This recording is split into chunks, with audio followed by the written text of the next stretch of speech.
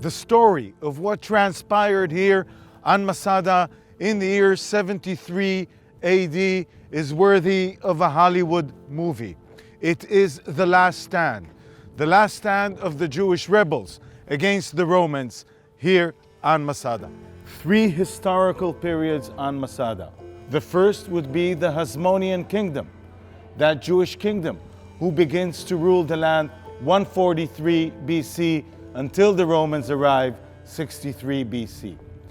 The Hasmoneans built desert fortresses. Masada was one of them. However, we do not have any archaeological findings dating back to the Hasmoneans. The second period is all about Herod. Everything we see here on the mountain is the remains of the palace built by Herod. He was the greatest builder across the land, and what we see on Masada here today is all a part of that Herodian construction. The third phase is the phase of the Jewish revolt against the Romans beginning 66 AD. The Great Revolt begins in Sicarii, quickly spreads throughout the land. One of the first phases of the revolt is Jewish rebels who arrive here taking over the Roman garrison. They will remain until the year 73 AD when Flavius Silva will arrive with the Roman 10th Legion, and the end would be very tragic for the Jewish rebels. As we enter the northern palace, this is Herod's personal palace. What we see to the left is a quarry, because King Herod quarries the local material to build his own palace here.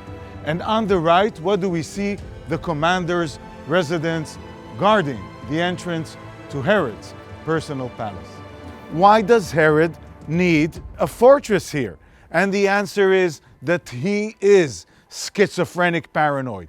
He expects a mutiny against him anytime, anywhere. Masada was supposed to use as a place of refuge. From here, he will crush any revolt against him. And now we're about to enter the Western Palace. The question is, why does Herod need two palaces in the middle of nowhere? Looking down at the beautiful mosaics here in the Western Palace, the obvious answer is, well, if you're a schizophrenic paranoid and you see conspiracy everywhere, you wouldn't even trust your close guests and keep them at bay in a separate palace than the one you're staying in. The Roman world is all about leisure and entertainment, and the bathhouse is a part of that culture. A king like Herod would have his own private bathhouse. A Roman bath is not about washing the body. It's about leisure, it's about entertainment, it's about relaxing.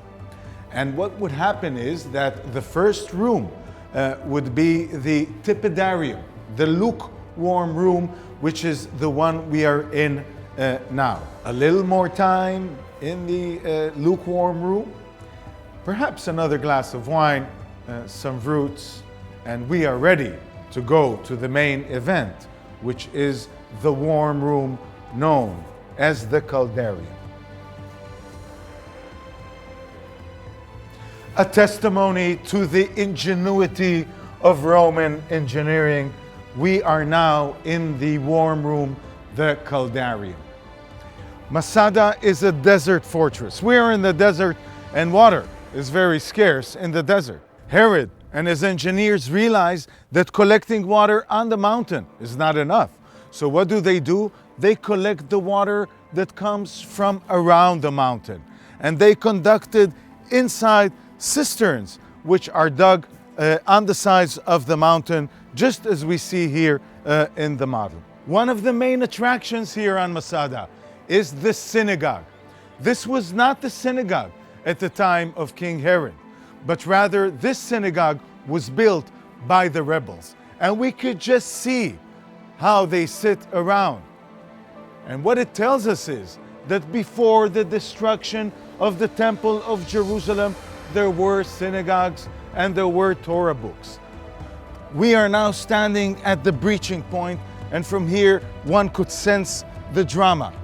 The Jews are shooting down arrows, they're rolling down stones, but the Romans keep coming, dragging up the siege ram, dragging up the siege tower, and then night falls.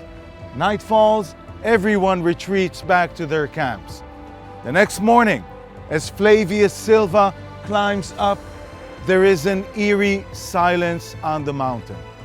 And what does he discover? That the Jews have committed suicide.